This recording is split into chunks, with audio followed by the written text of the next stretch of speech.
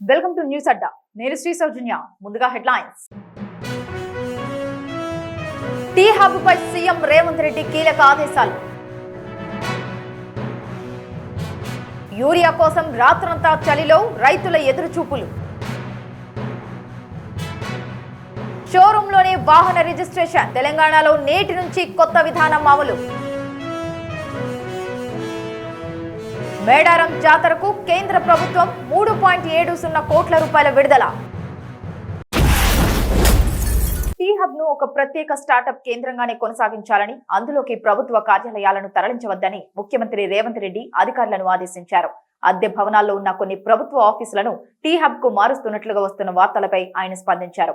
ప్రస్తుతం అమెరికా పర్యటనలో ఉన్న సీఎం రేవంత్ రెడ్డి ఈ విషయంపై ప్రభుత్వ ప్రధాన కార్యదర్శి రామకృష్ణారావుకు ఫోన్ చేసి మాట్లాడారు. టీ హబ్ను స్టార్టప్ల కోసం ఒక ఇంక్యుబేటర్గా, ఇన్నోవేషన్కు కేంద్రంగా ఏర్పాటు చేశారని గుర్తు చేశారు. దాని స్వరూపాన్ని మార్చేలా ఇతర కార్యాలయాలను ఏర్పాటు చేసే ఆలోచనలుంటే వెంటనే విరమించుకోవాలని ఆదేశించారు. అద్దె భవనాల్లో కొనసాగుతున్న ప్రభుత్వ కార్యాలయాలను రాష్ట్రంలో అందుబాటులో ఉన్న ఇతర ప్రభుత్వ భవనాల్లోకి మార్చాలని సీఎం సూచించారు. ఏ పరిస్థితుల్లోనూ టీ హబ్ ప్రాధాన్యతను తగ్గించవద్దని ఆయన స్పష్టం చేశారు. నాగర్ కర్నూలు జిల్లా బిజినేపల్లి మండల కేంద్రంలో యూరియా బస్తాల కోసం రైతులు రాత్రంతా చలిలో జాగారం చేశారు. శుక్రవారం మండలంలోని చుట్టుపక్కల గ్రామాల నుంచి రైతులు పెద్ద సంఖ్యలో మండల కేంద్రానికి చేరుకుని క్యూ కట్టారు.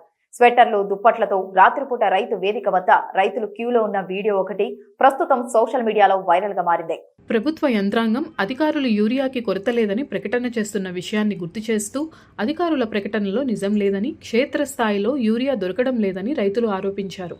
2-3 బస్తాల కోసం రోజుల తరబడి కార్యాలయం చుట్టూ తిరగాల్సిన పరిస్థితి నెలకొందని ఆవేదన వ్యక్తం చేశారు. ఈ క్రమంలోనే యూరియా బస్తాల కోసం రైతు వేదిక వద్ద క్యూ కట్టామని తెలిపారు. శుక్రవారం రాత్రి నుంచి శనివారం ఉదయం వరకు క్యూలో ఉన్నారు. మహిళా రైతులు, యువకులు కూడా యూరియా బస్తాల కోసం చలిలో జాగారం చేయడం వీడియోలో చూడొచ్చు. తెలంగాణలో వాహన కొనుగోలుదారులకు ఆర్టీఓ కార్యాలయాల చుట్టూ తిరిగే తిప్పలు తప్పనున్నాయి. వాహనాల రిజిస్ట్రేషన్ ప్రక్రియను మరింత సులభతరం చేస్తూ రాష్ట్ర ప్రభుత్వం తీసుకువచ్చిన నూతన విధానం శనివారం నుంచి రాష్ట్ర వ్యాప్తంగా అమల్లోకి వచ్చింది. ఇకపై వాహనం కొనుగోలు చేసిన డీలర్ పాయింట్ వద్దే శాశ్వత రిజిస్ట్రేషన్ పూర్తి చేసే సౌలభ్యం అందుబాటులోకి వచ్చింది. ఈ విధానం ద్వారా సమయం ఆదా అవ్వడంతో పాటు వాహనదారులకు వేగంగా సేవలు అందనున్నాయి. వాహనదారులకు సౌలభ్యం కల్పించే ఉద్దేశంతో ఈ నెల 8న రాష్ట్ర ప్రభుత్వం ఈ విధానపరమైన నిర్ణయం తీసుకుంది. దీనికి అనుగుణంగా రవాణా శాఖ అధికారులు ప్రత్యేక సాఫ్ట్వేర్ను అభివృద్ధి చేశారు. శుక్రవారం హైదరాబాద్లోని మాదాపూర్ శ్రీకృష్ణ ఆటోమోటివ్స్ షోరూంలో ఈ కొత్త విధానాన్ని ప్రయోగాత్మకంగా పరీక్షించారు. ఈ కార్యక్రమం విజయవంతం కావడంతో సంయుక్త రవాణా కమిషనర్ మామిండ్ల చంద్రశేఖర్ గౌడ్ స్వయంగా వాహనదారులకు రిజిస్ట్రేషన్ పత్రాలను అందజేశారు. మేడారం జాతర నేపథ్యంలో కేంద్ర ప్రభుత్వం శుభవార్తను వెల్లడించింది. సమ్మక్క సారలమ్మ జాతర నిర్వహణ కోసం నిధులను విడుదల చేసింది. కేంద్ర పర్యాటక మంత్రిత్వ శాఖ, గిరిజన మంత్రిత్వ శాఖలు సంయుక్తంగా 3.70 కోట్ల రూపాయలను విడుదల చేశాయి. కేంద్ర మంత్రి సికింద్రాబాద్ ఎంపీ కిషన్ రెడ్డి చొరవతో ఈ నిధులు విడుదలయ్యాయి.